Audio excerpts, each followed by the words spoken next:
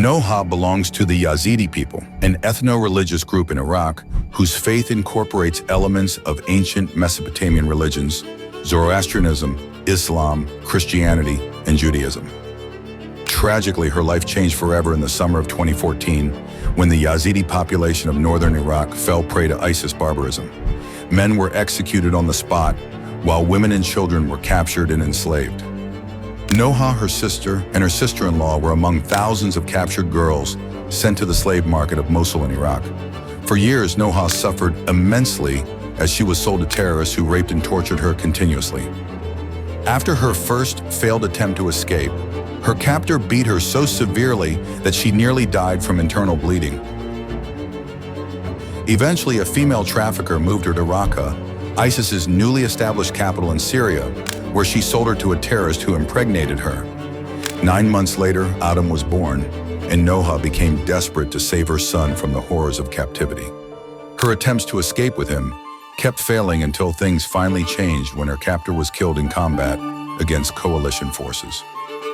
Noha and Adam were moved to the notorious Al-Hol refugee camp in East Syria, along with thousands of family members of deceased ISIS fighters.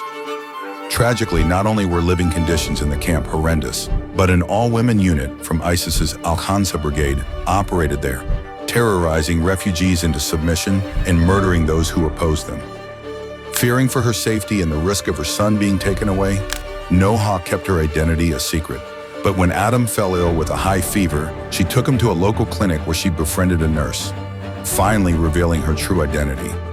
Little did Noha know that her new friend was a TNF contact in East Syria who alerted our team about her case.